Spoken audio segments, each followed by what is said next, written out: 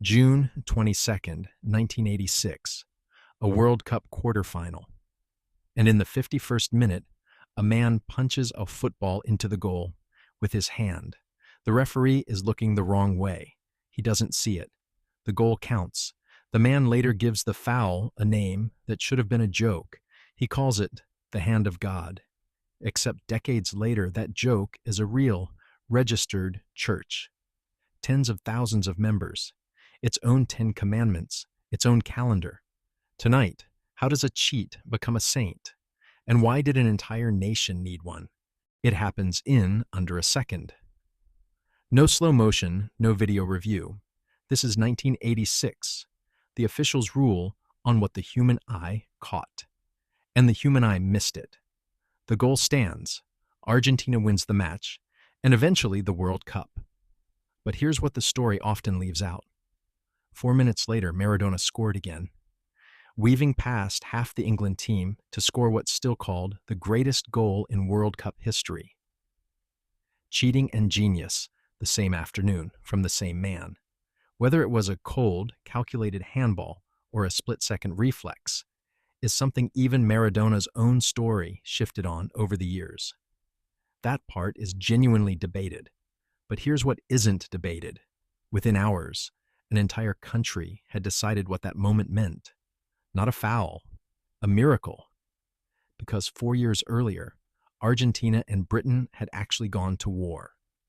Over a set of islands most Argentines had never seen. Nearly 600 Argentine soldiers died. This wasn't just a football match. For many Argentines, that goal wasn't really about football at all. It was the first time since the war that something felt like a win.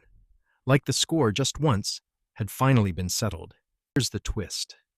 Humans never stopped inventing gods. We just moved them out of the temple and onto the pitch.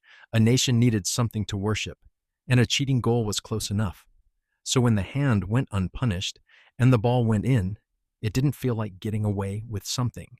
It felt like being owed something, finally paid back. Maradona himself said it outright. It wasn't really about football. It was revenge, dressed as a goal. And that's the door into the real question. A nation doesn't build a church around a clean, honest goal. It builds one around a moment big enough to carry all that grief. 12 years after that goal, on what would have been Maradona's 38th birthday, 3 friends in Rosario, Argentina, made it official. It sounds like satire. It is not. Today it counts well over 100,000 registered members across more than 100 countries.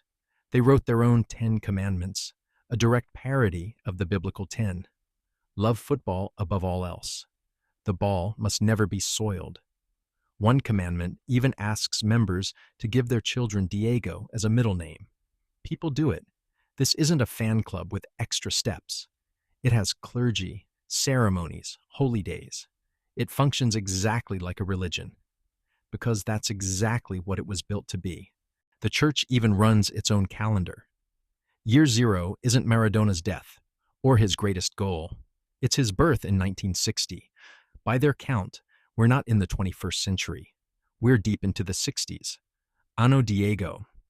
October the 30th is Maradonian Christmas. Late June, around the anniversary of that very goal, is Maradonian Easter. Couples marry inside the church. Bride and groom wear his number, 10, on their backs, and take their vows holding a football between them. Strip away the football, and you're watching the same machinery that built every religion in history, running in real time, in front of cameras. Here's the mechanism, stripped bare. A shared ritual everyone performs together. A shared wound everyone still feels. And one figure, larger than life, standing at the center of both. Ritual, shared suffering, a charismatic figure to hang it on. Get those 3 things, and you don't need centuries. You can build a faith inside a single generation. And here's the part that should stop you. The founding miracle of this entire faith is a literal act of cheating, not a healing, not a resurrection, a handball that the referee didn't catch. In most belief systems, the sin is what you're saved from. Here, the sin is the sacrament.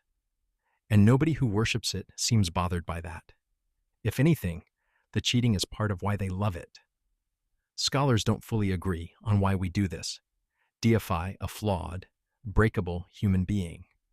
Some call it grief looking for a shape. Some call it devotion performed as parody that turns sincere. We genuinely don't know for certain, but the instinct itself is old. Long before football, humans turned mortal kings into living gods, and dead heroes into saints. We didn't stop needing that. We just ran out of pharaohs and found stadiums instead. 80,000 people singing the same words at the same moment about the same man. That is not a metaphor for religion. Structurally, it already is one. Somewhere, a nation needed a hero big enough to hold its grief. It got a man with a mortal hand and decided to call it divine. Maybe that's the real hand of God in this story, not his, ours, reaching for someone to make sacred, whether they asked for it or not. So next time you watch a crowd chant one name like a prayer, look closer. You're not just watching a game. You're watching the oldest habit we have, turning a flawed, mortal moment into something sacred because we need somewhere to put our hope. A cheating goal became a religion, not because the goal was holy, but because a nation decided it needed to be. If this made you look at a stadium a little differently, subscribe and stay curious. Sleep well. You're a little less in the dark now. I'll see you at the next midnight question.